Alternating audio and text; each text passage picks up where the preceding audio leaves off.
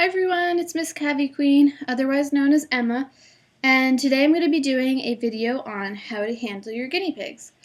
It was a request video. I can't remember who it was by, so I'm sorry that I couldn't find who the user was, but if you requested it, just comment below and tell me.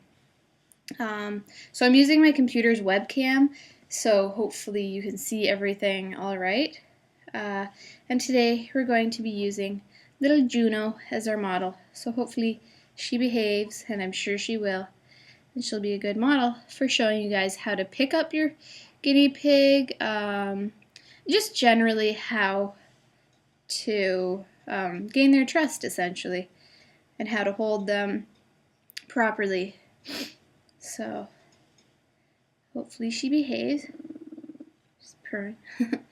Alright, so the first thing I want to say is that when you have your guinea pig home for the first time, you really want to give them some time to just settle in. You don't want to be going in constantly and just pestering them and trying to pick them up. So you want to give them a couple days to just relax and get settled in, okay? So you don't want to be going in and bugging them too much. Luckily, I've had Juno, Pippin, and Winnie since the day they were born, so they're pretty comfortable with me, and they're pretty used to humans. Oh my goodness, you're shedding so much. It's spring, obviously. I don't know if you can see that, but they're shedding a lot. But so anyways, after you've given your guinea pig a few days to settle in, then you want to just gradually start putting your hand in the cage with some food, or even when you're cleaning out their cage, they'll get used to you. And see what Juno's doing here, she's sniffing my hand. So that's what you want to see in your guinea pig. It means they're curious about you, and they're kind of interested in figuring out who you are. And she's giving me kisses and nibbles. But yeah, so that's a good sign. It means they're getting comfortable with you if they're starting to sort of investigate who you are and what you're doing in their cage. As I've said, if you want to look on how to tame your guinea pig, I also have a video for that, so I'm going to try and keep this more how to handle your guinea pig.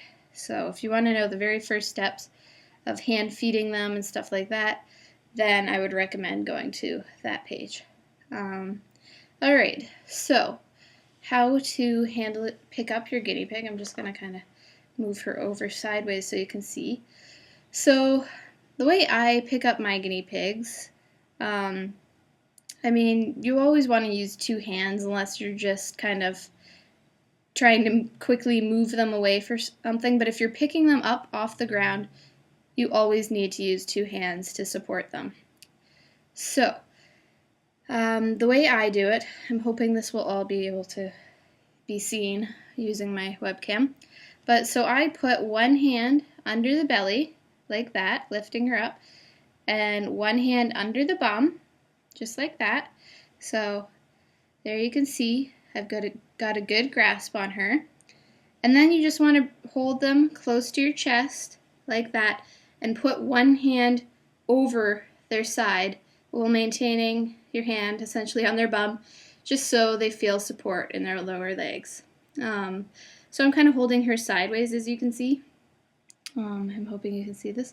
But keeping your hand here across her is going to ensure that she's not going to jump out of your hands, because that is the last thing you want to happen.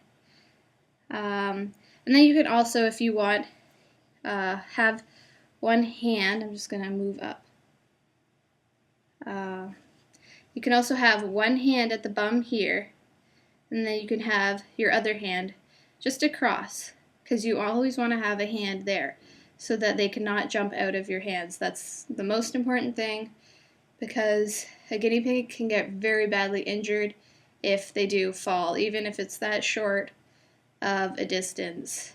I used to actually volunteer a bit at a vet clinic, and once we had a Chihuahua come in, a Chihuahua puppy, that had fallen out of its owner's arms, and it actually broke a leg.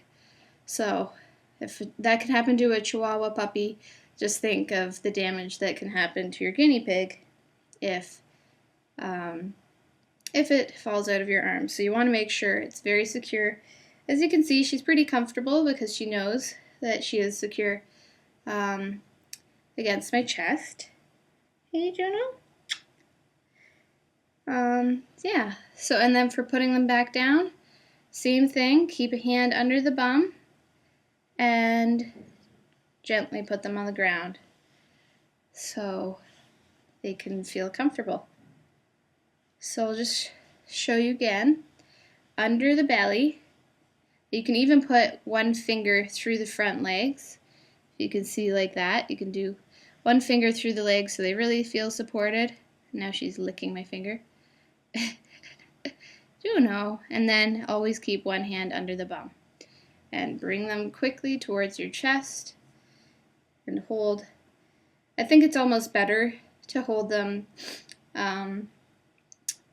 vertically against your chest, just because then they are less likely to try and jump.